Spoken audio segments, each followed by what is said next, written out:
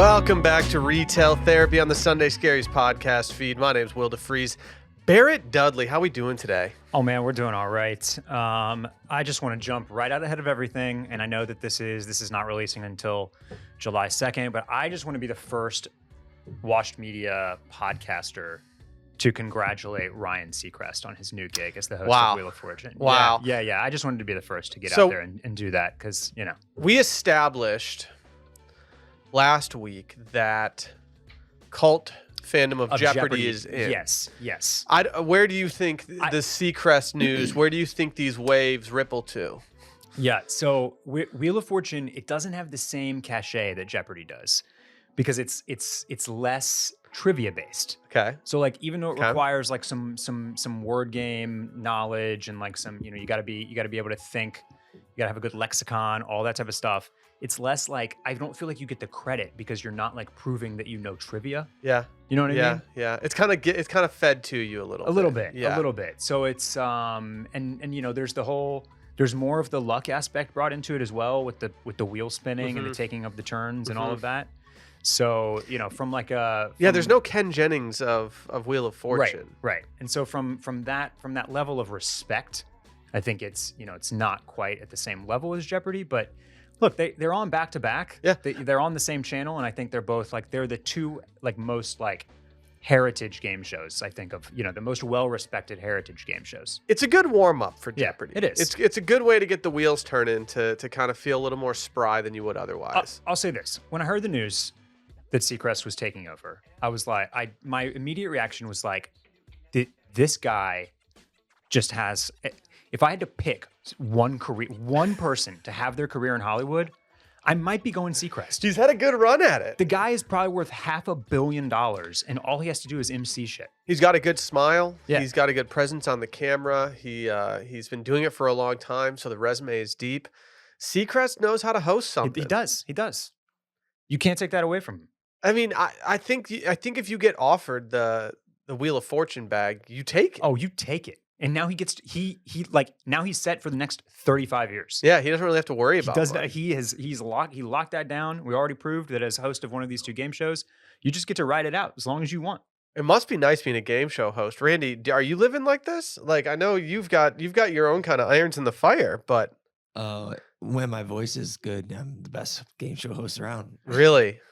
You sound great. I would be willing to bet, though. He doesn't even have to answer. He can just nod. My guess is that if Randy was given the option to host Jeopardy, Wheel of Fortune, or Family Feud, he's going Family Feud. Oh, yeah. Yeah. I think that's fair. Yeah. I think Family Feud makes the most sense for Randy. Yeah. I enjoy Family Feud. Yeah, Family Feud's great fun. I'm not anti. And yeah. What, Randy? I mean, I don't know if I'd want to follow up Steve Harvey. That would be a very difficult act to follow. Yeah. He is dripping.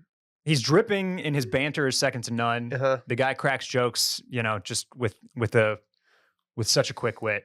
We should try to get him on Retail Therapy. Talk about his vacation fits and stuff like that. Yes, I mean, he's always got something on. Do you think we could get a double guest feature with him and Lori? I mean, I don't know if my wife would want us to have Lori Harvey on the podcast. She's been featured in a couple Sunday Scaries Instagrams once in a while, and I get scared. To get some side eyes. Yeah, I'm like, yeah. I couldn't do that to Michael B. Jordan either. Right. Like that's just bro code. I mean, I feel like I'm one of his friends because I've seen That Awkward Moment so many times, and so like I think I gotta side with Michael B. Jordan instead of Lori.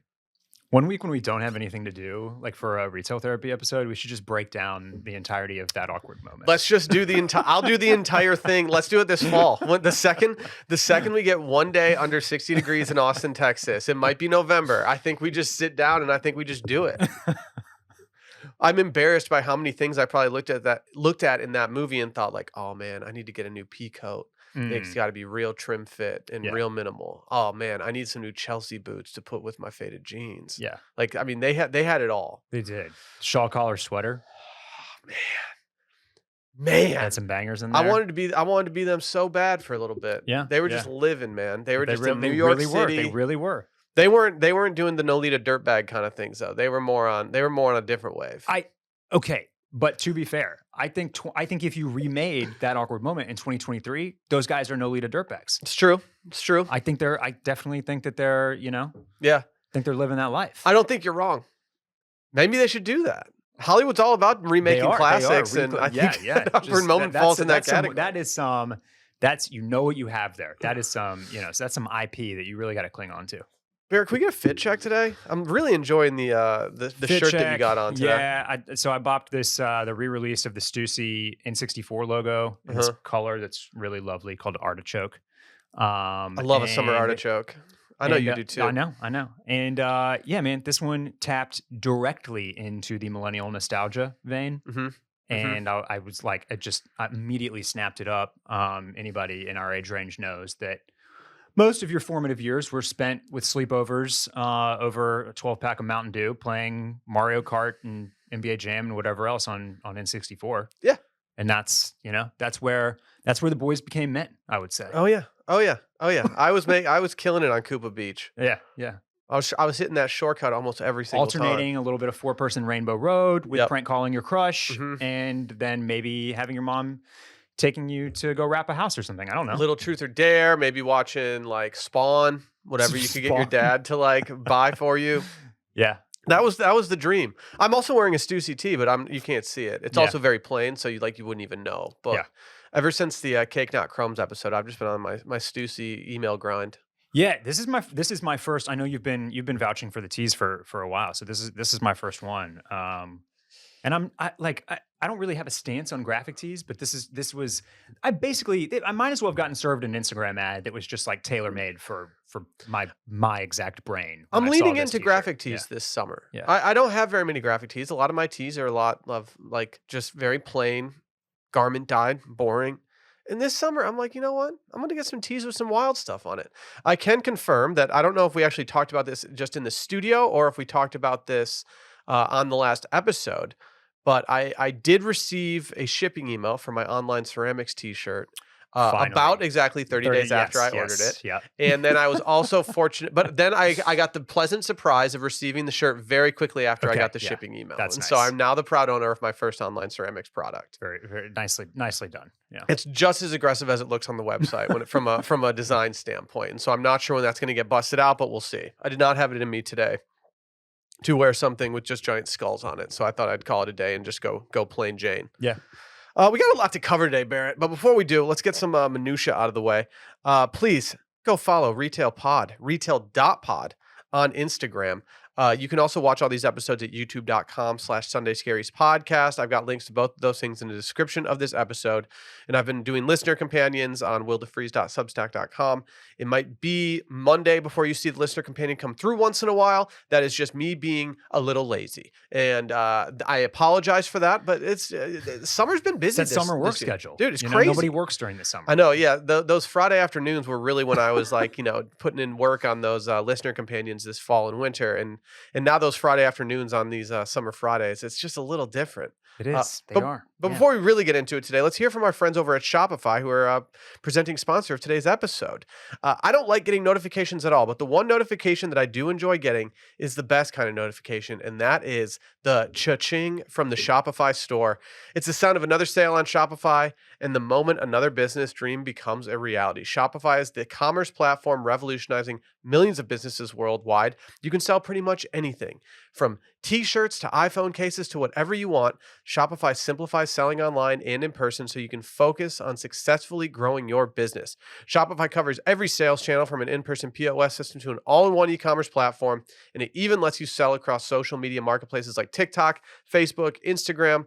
They got industry-leading tools to ignite your growth. They give you complete control over your business and your brand without having to learn any new skills in design or code. And thanks to their 24/7 help and extensive business course library, Shopify is there to support your success every step of the way. You know Shopify is good because if you received a Slams Laptop Shut hat in the mail, guess what? That came from a Shopify store. If you've received a lot of other Sunday Scaries products, those have probably come from a Shopify store as well. It's truly incredible. No matter how big you want to grow, Shopify is there to empower you with the confidence and control to revolutionize your business. This is Possibility, powered by Shopify. Sign up for a $1 per month trial at shopify.com/scaries, all lowercase. Go to shopify.com/scaries to take your business to the next level today. Shopify.com/scaries. We just had a conversation before we started recording today about an article that we're going to dive into briefly. I saw it floating around this Sunday. It was probably because I was online and seeing one John Duda complaining about schlepping all his stuff in his body, probably hungover body, back from wherever he was for the weekend. And he said that the New Yorker article that's anti-travel is absolutely hitting right now. And from that point on, I couldn't help but just go read about this online. And I was very happy today when you said that you were going to put it in the rundown, but it was already there. It was already there. Yeah. I didn't come across it until this week. I didn't see the weekend chatter. I wish I had. But it sounds like the author of said column is getting rightfully, what should we say, roasted Yeah. on online on the interwebs. Yeah. And I have so many thoughts on this that I couldn't even make it the entire way through the article. Because not only do I find everything she says just like way just like overthought and overwrought. Well, I Like, mean, you don't need to start bringing in Ralph Waldo Emerson and Socrates. yeah, she's to make using your point Socrates, who about- I don't think Socrates had like A-list preferred on Southwest. Like, I don't think he had status anywhere in order to seamlessly travel from point A to point B on a direct flight with a first class upgrade. But her like it feels like her main point, at least in the first half of the article, is that traveling is stupid because we like to be tourists and we like to travel to like change our daily lives, even though some of the things that we do while traveling are things that we have no interest in doing at any other time. And I can't wrap my head around that as a criticism. Like she's exactly right, but that's why people like to travel, is to do something different. To deviate from To the deviate everyday from the mundane life that you routine have. of life. Yes. And so it's to John Duda's point, like what kind of blew me away about this article is that I saw the headline and kind of like pictured some of the arguments that you might make against travel. Yeah. Because I can make some. Oh yeah. It's like, annoying as fuck. That's the thing. Like when I first saw it, I saw the featured image, I saw the headline name, and I thought to myself, you know what? I'm probably going to love this. I'm probably going to identify with a lot of these complaints she has. And then I started reading it and I was like, no. This is not at all what I'm complaining about. Yeah. So it's just a really weird take. And I feel like maybe she like, I don't know, like had a gummy and then just started thinking about, she started pulling at this one thread about, man, what a good take it would be to go ultra contrarian on the idea of tourism-based travel. Here, and then she just like kept snowballing it into this article that makes zero sense for me. Like it just does not. So hit at all. Here's some notes from this. She kind of noted that tourism refers to just travel aimed at seeking change and interesting experiences, which I think we're all aiming for. It says tourists often impose change on the places they visit without truly understanding or learning from them. They have a locomotive mindset, focused on moving from one place to another, ticking off attractions without genuine engagement. And their expectations can hinder their experiences as they judge destinations based on preconceived notions rather than appreciating the reality in front of you.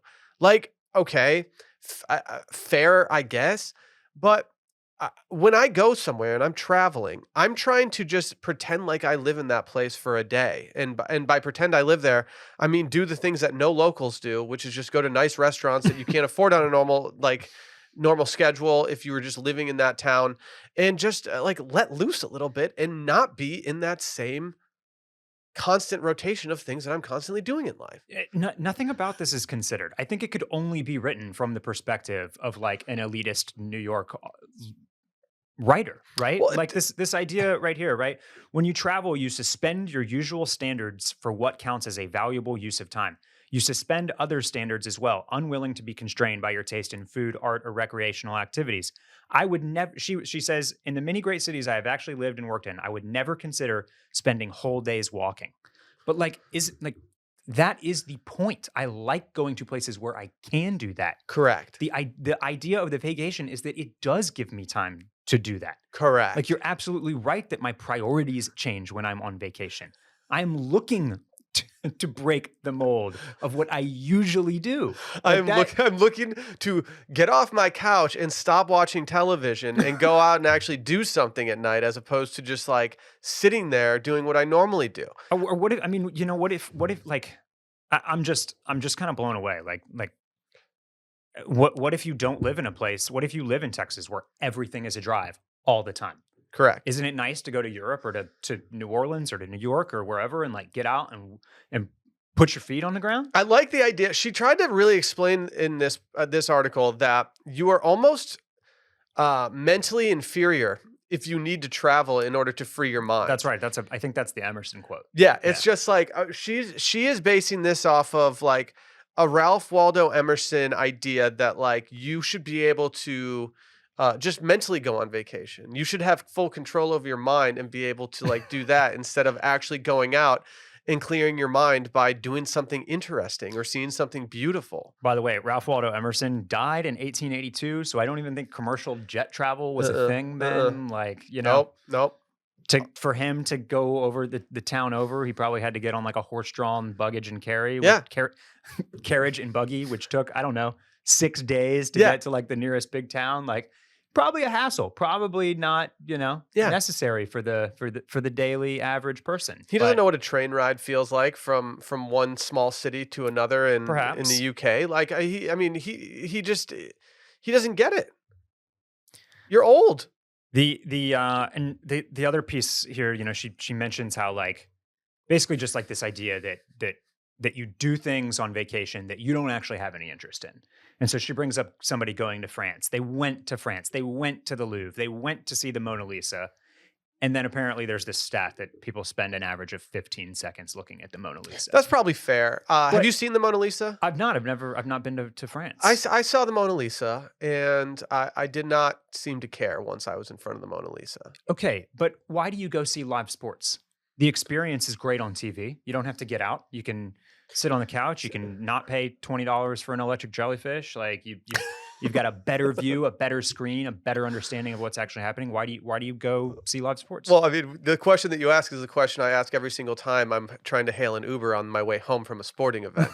Why did I just do this? I would much rather be turning my television off, not sweating in Austin, Texas at an Austin FC game or a Texas Longhorns game. Why did 4 people pay a collective $1 million to go get a glimpse of the Titanic out of a 6-foot porthole window? It's a good question. It's a good question. Excuse me, a 6-inch porthole window.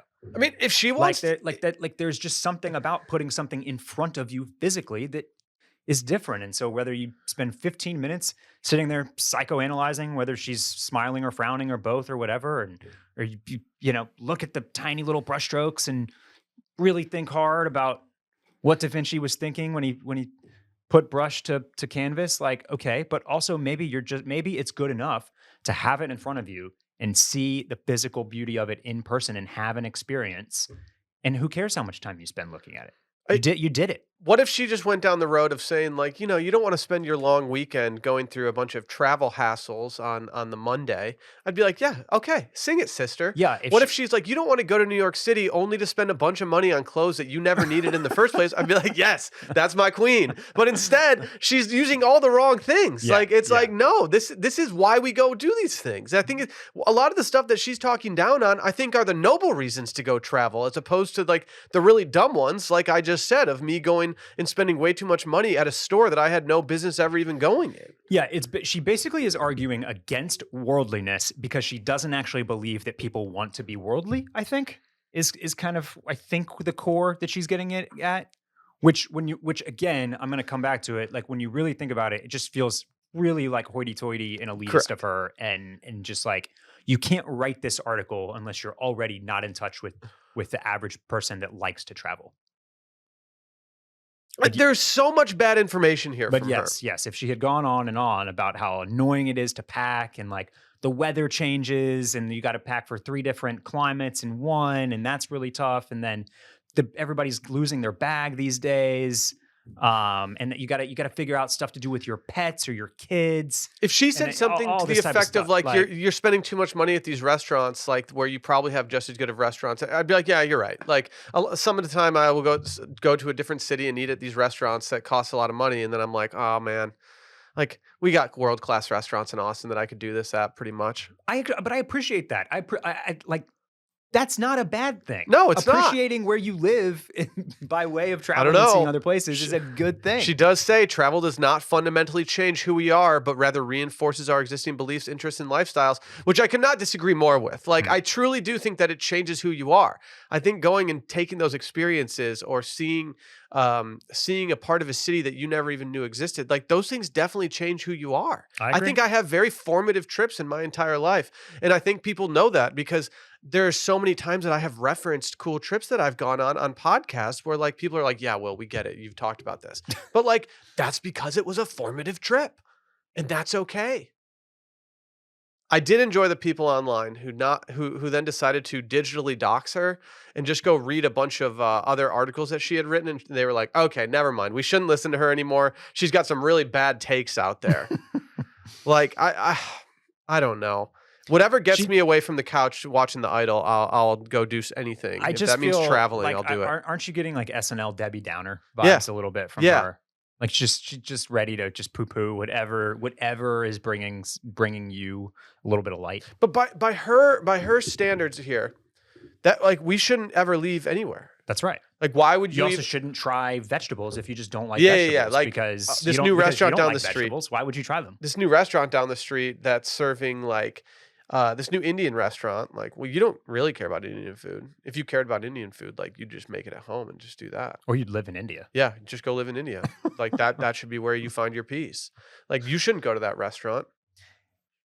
It's a weird take. Weird takes from Agnes. How does Wanderlust Barrett feel about this in like right now? Is this going to affect your travel plans or your need to get out over the next 6 months in 2023? No, what's affecting my travel plans is the old pocketbook. Yeah, I get that. Yeah, I get that. I was trying to string together a little last minute August trip to San Diego, a place that I must mention. The first time I went 2 years ago, I came back from being like, San Diego's restaurants kind of shitty. Austin has better restaurants. And yet, I still really am kind of itching to go back because La Jolla is beautiful. Love the ocean, and the scenery is amazing. And oh yeah, I don't know if you know this, but Texas is under like a record-setting heat wave, and Correct. I was desperate to plan something in a more moderate climate for all August, you know. But alas, I would like I to couldn't pull it off. I would so- like if we have any retail therapy listeners from San Diego, I would enjoy some restaurant recommendations thrown our way. Just putting it out there. yeah, Because I kind of went, agree. I went to a bunch of recommended spots, and I just wasn't. I feel like every time I have a really good meal out there in San Diego, I feel like it's always lunch. I feel like my lunch is always like really good because it's a casual lunch spot that's in and out. I feel like for dinner, I that's when I become unimpressed, and I think I need some recommendations. Yeah. I haven't gone that crazy out on the town though when it comes to dinners in San Diego though. Yeah, the only thing I can add to that is that I went to like one of the hot spots on like a Monday night, and it was absolutely like popping off. Like people drinking espresso teenies and Justin Bieber and Diplo Bieber was remixes there? at full. No, he was there on the sound system. Oh, okay. Was this Yeah. so Haley wasn't there wearing her fisherman sandals? No, she was not. She wasn't. Can we talk unfortunately. fisherman sandals, I Barrett? I think we should. Let's dive into a little trend talk here. Well, I am not super familiar with fisherman sandals as I have not ever purchased a pair myself, and so when it comes to actually having them, it's just not something that's in my rotation. And I have noted them. I think we might have touched on them a little bit last episode when we discussed Charlie Sheen style in 2.5 Men. And then Haley Bieber, shortly after we recorded last week, decided to rock these out on the town. Yeah, they're in women's, there's the fisherman sandal, and then there's also the Mary Jane, which has been kind of blowing up from like and it's definitely like a 90s throwback as well. But what I find so interesting about the fisherman sandal, just before we talk about the general look and aesthetic of it all, is like sometimes we get trends that kind of bubble and we see them coming, and then they take a few seasons, and then they kind of saturate and become and permeate fashion, and they're kind of everywhere, and everybody's making one. Mm-hmm. The fisherman sandal, like if rewind to 1 year ago, and this was on nobody's feet. Correct. This is like absolutely like somehow all the brands got together, and unbeknownst to any of us, they're all making a fisherman sandal this season, including I must add, because this is retail therapy Randy? after all. Randy. Leondor. Yeah, there we go.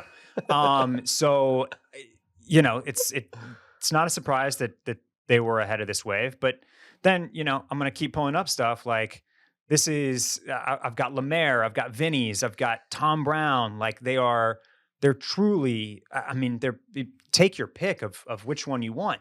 And this is not, I would say, an easy style to pull off, Will. Like I'm trying to think of what I would wear these with, and I don't have that many things that I could even like fathom. I'm also very worried about tan lines on my feet because I've been very bad this year about putting SPF on my feet. I've burned them twice now, Barrett. Have you really? Yeah, and if I'm rocking fisherman sandals, I'm gonna have these weird tan lines. You will get weird tan lines. Yeah, I can't have this happening. Yeah. I also don't think I can justify the prices that these are commanding right now. I guess it's just an evolution. It's like the mule and then the clog and then the sandals and then the Birkenstocks and then the Boston and then loafers. And then it's like combining all of those things and making it summery.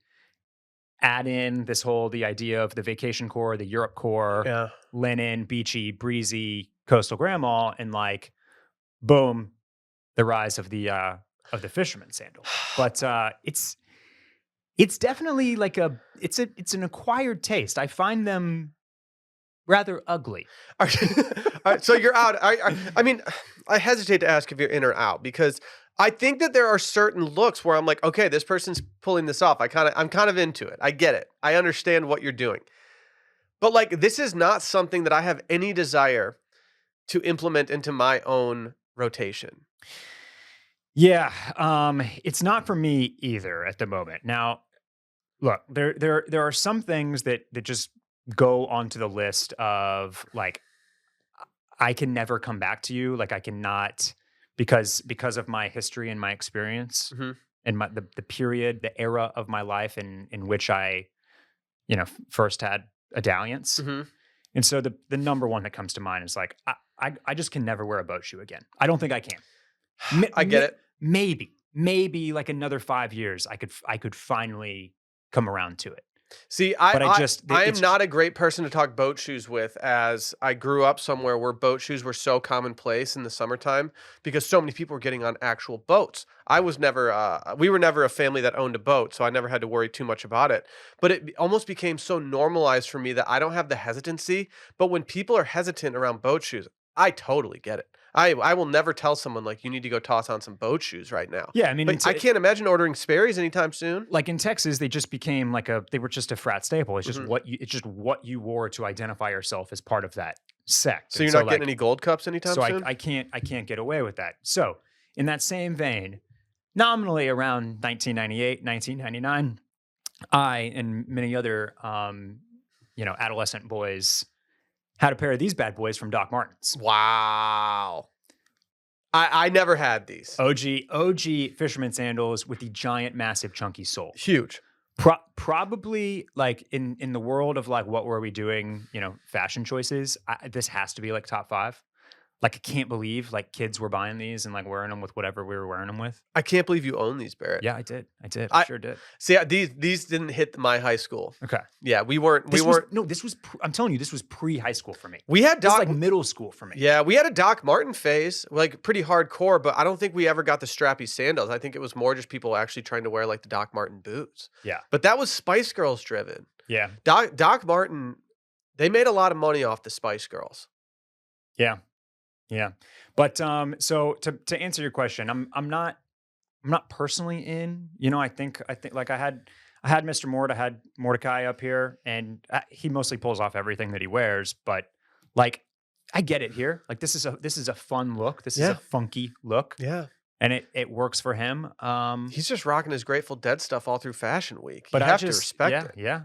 But I would feel a little, I don't know, like I would just feel like a little dainty in them or something. I'm just now coming around on stuff like, I picked up a pair of relatively inexpensive like espadrilles that I'm thinking about, putting some miles on this summer. There are a couple of loafers, not penny loafers. You have an extreme hesitancy around loafers. I do. So this kind of falls into a weird category for me where I don't think this is me. I don't fault anyone for doing this. It's been several people. In the dozens. Yeah. So many people have asked me what my loafers are, and they all think they're Del Toro because of these Instagram ads that Del Toro. And now, if you haven't seen the Del Toro Instagram ads, welcome to them because you're going to hear them now after I've talked about it. And so many people are asking me about these Del Toros, and now these Belgian loafers are just going to be freaking everywhere, Barrett. They've already kind of been everywhere, but I'm just very worried with these Instagram targeted ads that they're just going to really get sold very quickly to the target audience, which is the people that are asking me if my loafers are Del Toro. Well, now you're going to be the meme standing in the corner. Yeah. They don't know these are Belgian shoe company. They don't know that these are Belgians from my wedding. I always have to, but that's also the bitch of it, where I have to tell people like, so I got these for my wedding before the price increase, and so there's a lot of things at play right now as to why I own these shoes. Yeah, and I refuse. Yeah, I refuse to. And you can't pay the price now. I mean, yeah, you can't be mad at Del Toro for swooping in on that. Like, no, I get it. Still expensive, but more approachable price point. Yeah, I get like it's a great move for them. I just don't think the Del Toros. I think you're better off spending the extra $100 for the Belgians than you are spending the Del Toro money, in my opinion. But yeah. I'm also very brand loyal when it comes to this because of my experience with the Belgian NYC people. They were great to me, especially around a time when I was needing to get overnighted some shoes they probably wouldn't like me saying this, but because it was my wedding, they overnighted me some for free when the originals didn't fit. Wow. And they made my life real simple. Yeah. So I'm just anti Del Toro. Okay. Yeah. Call me Benicio Del Toro. They would not overnight you a pair? I don't think they would have. What if Del Toro swoops in and wants to drop that bag on you? Would you switch allegiances? We can talk. Well, final thoughts. I'm looking at this Tom Brown pair here on Notre, and I'm not gonna lie. These would be on a wish list if I had a little maybe a little trip to the south of France coming up. I am amazed by the price for these. Amazed. I didn't even look at it. What are we talking? Just $850, but all of them are expensive. The cheapest ones on here $135. Tom Brown? That's that. Yeah. I mean, that makes sense for Tom Brown. That's in the wheelhouse. Yeah, that makes sense for Tom Brown. But a lot of the other ones were in the 3 to 5s, and I'm just this is. I worry that this is going to be such a flash in the pan trend when it comes to this summer. I feel like summer 2023 is really the time. It really is. It does feel like that, and because it's one of those ones that didn't kind of simmer and bubble, and we kind of could see coming a little bit, and then kind of really started hitting. It just feels like it dropped out of nowhere. Those are typically the ones that also don't last as long. Mm-hmm. So, but yeah, man, if you're getting I'm kind of picturing maybe a little Todd Snyder 5-inch seersucker short, really cropped linen camp collar. I get it. That could be a move. I get it. There's certain people I'm imagining right now that could really pull off this look, and I wouldn't even hesitate to think twice. Yeah. Well, before we get into our next topics, let's hear from our friends over at Nutrafol. I have a question for everyone out there. Are you tired of watching your thinning hair day by day? Well, here's some good news. You don't have to compromise your health for better growth. Introducing Nutrafol, the holistic solution for men that promotes both healthier hair and whole body wellness. Nutrafol is the #1 dermatologist recommended hair growth supplement, clinically shown to improve your hair growth, thickness, and visible scalp coverage. But what sets Nutrafol apart is the unique whole body approach to hair growth. It goes beyond genetics, and it tackles the root causes of thinning hair like stress, hormones, nutrition, metabolism, aging, lifestyle, all those things that I probably have way too much or way too little of. Nutrafol's hair growth nutraceuticals take care of your hair from the inside out. And what's even better is that Nutrafol is physician formulated using natural medical grade ingredients. This drug-free patented technology provides consistent, reliable results without compromising your sexual health. Yes, you heard it right. Nutrafol understands the importance of maintaining your overall well-being. In a clinical study, men showed progressive improvement in hair growth and thickness after 3 and 6 months. These results speak for themselves, and that's why Nutrafol is trusted and recommended by over 3,000 top doctors. You too can grow thicker, healthier hair and support our show by going to Nutrafol.com and entering promo code SCARIES to save $10 off your first month subscription. This offer is only available to U.S. customers for a limited time, plus free shipping on every order. Get $10 off at Nutrafol.com, spelled Nutrafol.com. Promo code SCARIES. Made a mistake on my in and out list, Barrett. I had a couple things that I wanted to include last episode that I just simply didn't. You forgot. Yeah, it happens. I texted you the other day, and And I don't think that these are necessarily like just in starting right now. I think they've been in for a while, but like smash burgers, I'm just seeing them everywhere. I feel like every restaurant is repping their smash burger. I feel like we weren't even saying the word smash burger until recently. And then everyone just started being like, oh yeah, this is actually a smash burger. I'm going to call it a smash burger. Yeah, well, don't you remember? I don't know if you had these, but there was like a whole restaurant called Smash Burger. Was it? I felt like that was like in a movie or something, like some movie set in like Southern California that I watched. It looks like Smash Burger. I'm pulling up their website now. It looks like they still exist. So it's like a Kleenex situation? There was like this was in Houston. Now, ironically, this burger doesn't even look like a smash burger, does it? No, no, it doesn't. But that's I don't know why I was thinking of that, but I feel like that's the first time that I did hear the word. But you are absolutely right that like if you are serving a burger right now at your restaurant or your establishment that's not a smash burger, you can get out. Yeah, that's correct. Yeah. Correct. Like no one wants it because everyone just wants smash burgers. No one cares about no one wants a medium rare burger anymore. They want that thing smashed and they want that thing thin. I went up to I don't even like I think the last smash burger that I had was Shake Shack, which I guess qualifies as a smash burger. And that was several months ago. And yet I went up to was it Bartlett's, place that I think you've been before, maybe a couple of times. And I got a burger a couple of weekends ago. And it just didn't hit because it wasn't a smashy. Well, since I've been on my pescatarian grind, I've had 3 burgers, and I've decided that I'm going to have like 1 burger a month for the rest of the year. And for the rest of your life? No, I'm thinking I'm just going to start eating meat again at the beginning of next year. But I'm going to keep a ranking of all the burgers that I've had this year, and I'll release them at the end of the year. Okay. And so it's going to be a small list, probably about 10 burgers long. Yeah. But I think that's okay. But there's another food that has really entered my brain lately. I don't know if this is because of the influencers that I follow. I don't know if it's just because my dad was recently in town and left a giant tub of it in my refrigerator because he's been single-handedly keeping this industry afloat while it hasn't been in vogue. But because a listener was kind enough to let me use their Wall Street Journal login, and he sent me a Word document with the column in it. His name is Drew. Major shout out to Drew. That's old school. Yeah, he did it real well.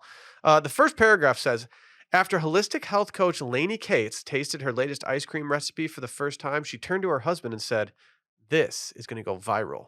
Which is, from what I've learned, Barrett, if you say that means you ain't going viral. But it says the concoction looked and tasted close enough to ice cream to satisfy a sweet tooth, but was higher in protein and lower in carbs than traditional ice cream. Her secret ingredient, you guessed it, Barrett, cottage cheese, the hottest food in the streets right now. She kind of called her shot a little bit, didn't she? She kind of did, She did go viral. She got that, yeah, she went viral, and she got that Wall Street Journal write-up. She's probably getting like so many cottage cheeses sent to her place. She's got so much freeze-dried stuff at her place. Are you saying the first time that you posted a Slam's laptop shut until Monday, you didn't look over to Sally and go, this is going viral?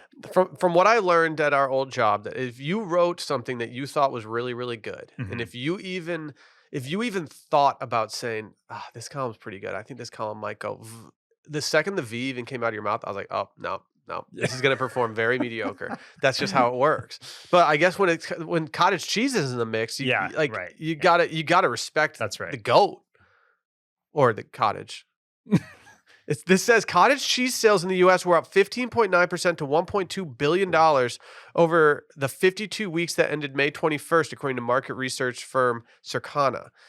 So people are just buying, they're snatching this stuff up left and right. And what I haven't really dove into yet, Barrett, is that people are making they're not just eating cottage cheese like I eat cottage cheese directly out of the container in a small bowl with some cracked pepper on top of it. Like people are making this into stuff like ice cream and other things. And now I'm just very inspired to take something that I already loved and do it. Like I always saw like sorority girls when I was in college eating cottage cheese and fruit at the meal halls. Okay. And I was like, okay, like formal's coming up. That's what like they're trying to get fit right now. and then I started being like, you know what? I love cottage cheese. I'm going to start eating cottage cheese at these dining halls. And I think that was when I first looked up to the it girls, first respected them in their game. Okay. Are you a cottage cheese guy? No, I don't even think I've ever tasted it. Are you serious? Yeah. Barrett, do you want to come up? So I recently have acquired a creamy. Are you familiar with creamies? I don't know what a creamy is. No. A creamy, Barrett. It sounds kind of sexual. It does. No, trust me. Anytime I've brought up with anybody that Sally and I have acquired a creamy, they think like, you have another kid? Like what? So a creamy is a ninja blender that can turn pretty much anything into ice cream, sorbet, frozen yogurt, Okay. gelato. And it's apparently very easy to turn cottage cheese into any one of these if you'd like to. And so now I have to absolutely do it. I have to. I need to do her yeah. cheesecake recipe from our girl Lainey Cates.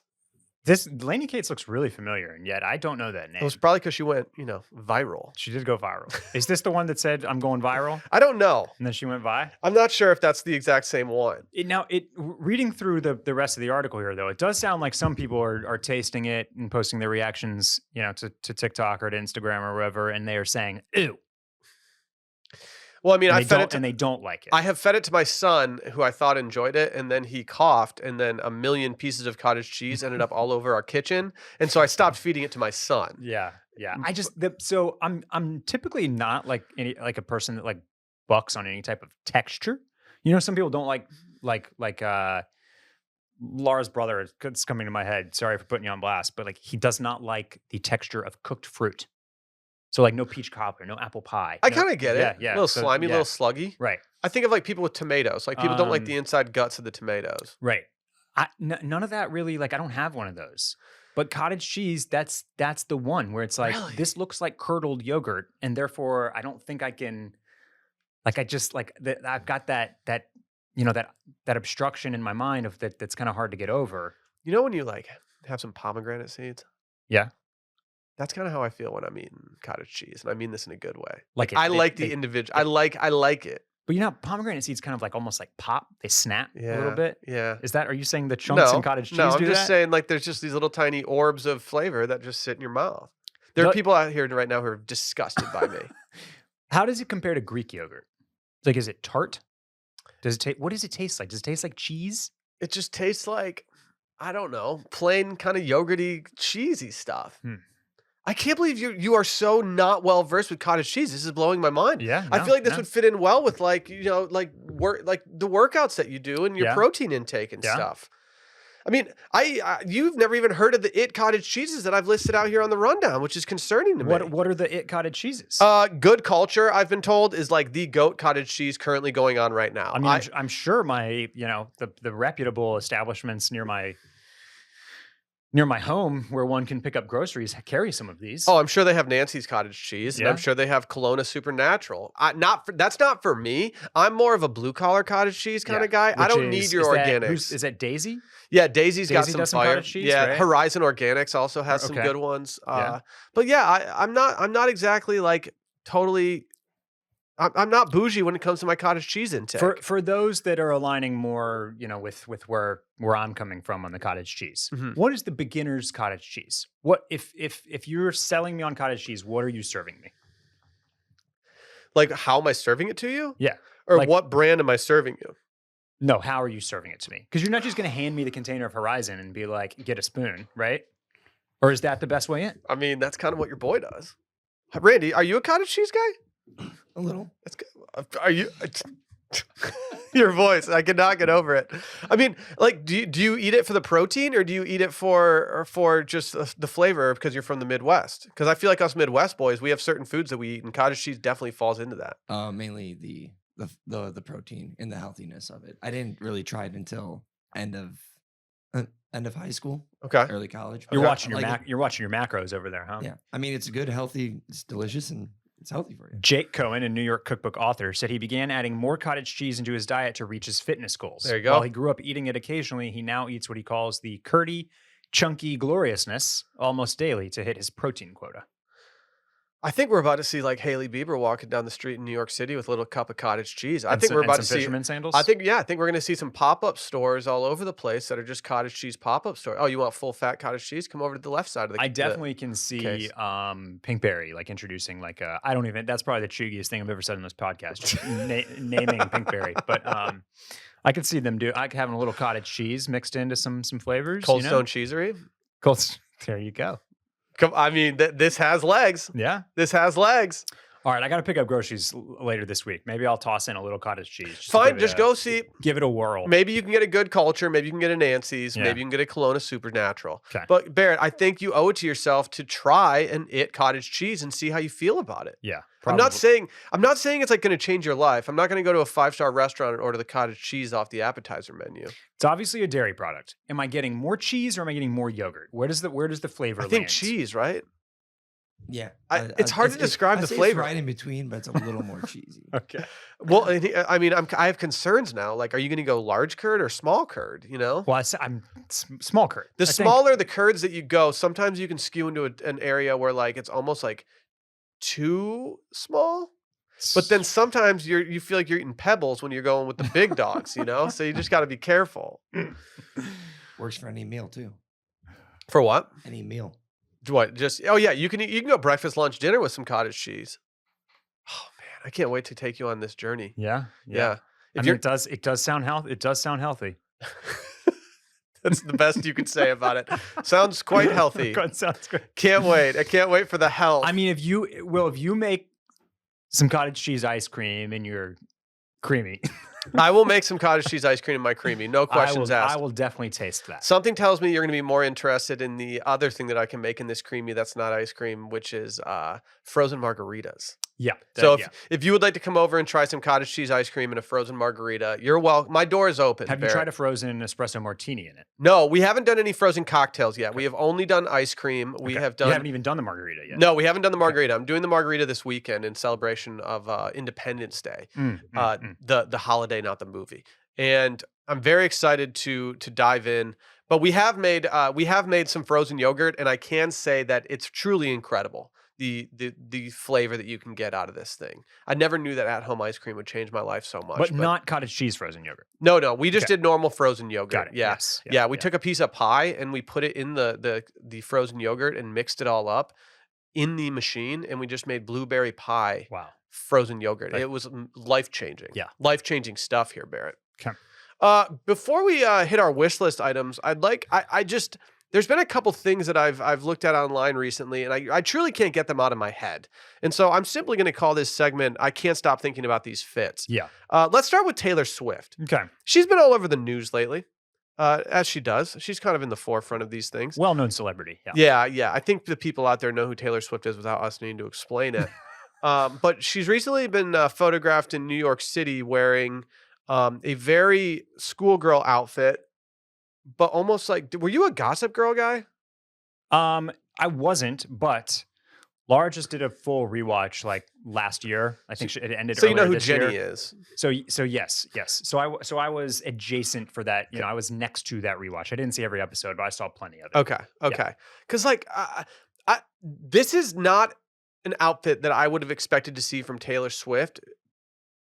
And I don't really have any justification for why I wouldn't see this coming from her. Mainly because I just don't like it. I don't love what's going on right here. Yeah. I don't love the blousy shirt with the kind of skirt. And then I thought at first that she was even wearing fisherman sandals, but no, she's just wearing like, what would you even call these? You probably have a much better, more concise term than I do for these shoes. Yeah. So this is just like a lug sole derby, basically. I mean, it's like or a cap toe or whatever you want to call it. It's basically just like it's an Oxford. It's a dress shoe, but with a big chunky lug sole. People are calling her, she's going through her Upper East Side era. I don't know how I feel about it. Yeah. I think that this is drawing attention because it is kind of like, it's cool girl, but in like not a celebrity trend way. Yeah. Does that make sense? Yeah. Yeah. Like if you saw her walking down the street wearing this, you wouldn't think like, oh, that's a famous person wearing Like this. let me put it this way: if Hailey Bieber was walking around in this, it'd be trend setting, right? I think it'd be styled better. Maybe. But I think the kind of nonchalance, like the oversized shirt, you're definitely right about like there's some Gossip Girl here at play, but like it's definitely. It's different for her, which is why I think it's maybe that's why it's making throwing me waves. off. Maybe I'm just used to her outfits on tour. Outfits on tour, and just like even when she was jumping around New York City with Matt Healy, like stuff that she was wearing was way more like darker, more nightlifey. Just like a little More bit like more rock and roll, a little polished and bit. rock and roll. Yeah. So this kind of almost bookish look feels very like kind of young New York City, but maybe you were saying Upper East Side is what people are I are guess, kind of yeah. claiming about it. I'm not familiar enough with the boroughs in New York. I think it was very evident very early on when we were in New York that I had no clue where we were at any given moment. So I can't speak to that. The other person that I've listed out today for I can't stop thinking about these fits. This one is truly one that I cannot stop thinking about, and mainly because this guy looks good in everything, and it's driving me insane. There's been a lot of talk lately about the Idol. From Euphoria creator Sam, whatever his name Sam is, Levinson, sure. Sam Levinson, and one of the more polarizing people of Euphoria is Jacob Elordi, and the guy is 6'5". He's built like a house. Yeah, He's got it all in life, he does. I would agree. and this fit that he had on, I assume he was at Fashion Week. He's going leather blazer. A tie with a metal attachment at the bottom, like it's giving Western belt. He's wearing some blousy black shorts that almost look like a skirt at first glance. A little bit, yeah. And then he's got great legs, and he's rocking just the regular Nike athletic socks poking out of these way expensive looking Chelsea boots. Yeah, and I want it all. Yeah, the whole vibe here reminds me a lot of just like Karl Lagerfeld, kind of like classic stuff, right? With the black coat and black tie and black kind of everything else, plus the suiting. I can't remember. Let's see if the tweet shows it. What show was he? Valentino. He was attending the Valentino show. So safe to assume that this is almost entirely Valentino. Look, man, it's a cheat code when you're 6'5" and just a strapping young lad like this. I have never seen one fit pic of him or one paparazzi pic of him where I'm like, oh, that's a myth. Yeah, he always makes it look good because he's huge. Yeah, you just throw stuff on this guy and it just hangs on him better. You know what I mean? Like the drape, the fit, it just everything like shirts are always fit right because they're never too long. They always have like, he basically can just buy regular fit anything and it looks like it has like a cool crop to it, right? Yeah. Not to mention the fact that, he's like a 10 out of 10 on the looks front. He's got a face any mother could love. Yeah, but this is hard. This is good. This is really good. And who wouldn't want to be 6'5", beautiful, and just walking around Paris Fashion Week hitting the shows? Did he date Zendaya? Maybe. Zendaya? I think it's unclear. I think he did for a little bit. I think the he internet might will tell have. you he did for a little bit. Okay, because like there are photos of them where they look like they're together, but I feel like it Yes. wasn't like totally hyped that they were actually together as much as it is with like I feel like it was Zendaya and Tom Holland. And stuff. No, they are fully together. I think it was always kind of a gray area because I feel like it came during one of his breaks with Kaya Gerber. Okay, maybe. Okay. Can you imagine being Tom Holland, not a man of size, No, having to follow up this act, this tall glass of water? I mean, I would be like, hey Z, can you get a mix in before you switch flavors completely? Because I can't just be the next guy in line. Yeah, but you also got to feel good that you're just even like playing on the same field as this guy. It's true. Right? It's true. But like she went from like being like I don't get the feeling that she's like short by any means. She's not. She looks 5'8" tall minimum, I would say. But standing next to him, she looks absolutely tiny. And then there's photos of her with her arm above Tom Holland walking around town, and I'm like, that's just I couldn't do that. I remember a girl did that to me over my backpack in like high school or maybe early high school, late middle school, and I felt like the smallest person in the world when her hand was above my backpack on my shoulder.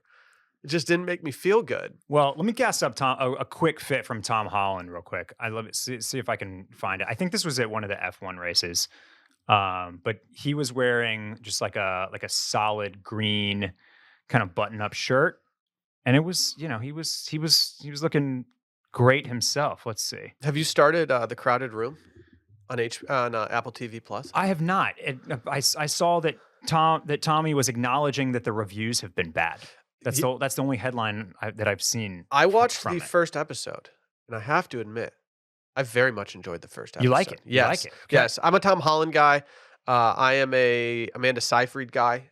There's several people in the show that I enjoy. Yeah, there's a good cast there, and it's dark, it's moody, it's stressful, it's kind of anxiety inducing, but it means that I thought I was very much enjoying it at the time. But I've only seen 1/10 the series, so we'll have to wait. This is a good shirt. I'm looking at this right now, This Barrett. is the best.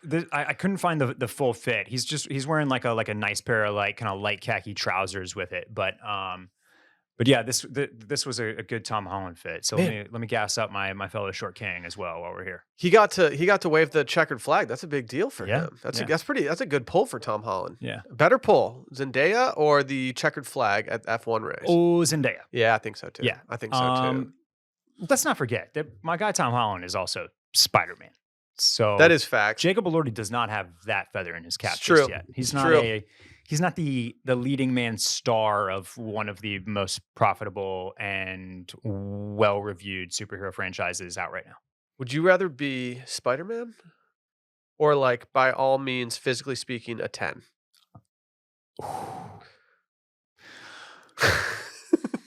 I'm going physically speaking a 10. Yeah. You've called my vanity into my vanity into question here, and like that's just a true. If I could be, that's just a fact about me, and I can't deny it. if I could be Spider-Man or Jacob Elordi, I'm going Elordi. You have to go Elordi. Dude, look at the guy. Yes. Look at him. It's frustrating. Like Spider-Man is that's fleeting. You know, he's done 3 of them. How many more does he have in the tank? Like, and then you don't know what's next after that. This is you're just a dime piece for, you know. I'm glad that my years. son cannot fully ask me questions and stuff yet, because if I asked him like, what'd you do at school today? And then he'd be like, what'd you do at work today? I was like, we talked about how hot the dude from Euphoria was for 10 minutes. We talked about his legs. We talked about everything. Yeah. We talked about it all. I'll tell you one other thing about this photo before we close out here. If I'm not in a leather blazer at my rehearsal dinner, things have gone horribly. Make it happen. Horribly awry. Make it happen. Yeah. I might just cuck you like I did with the seersucker shorts and just wear a leather blazer to your dinner. Yeah, I mean, hey, the more leather blazers, the better. It's true. Yeah, you're That's not what people are turning saying. people away. I'm not turning people away for coming in a leather blazer. Yeah, your rehearsal dinner is only as good as how many leather blazers show up. That's right. If we all feel like Cypher in the steak eating scene from The Matrix, then things are going swimmingly.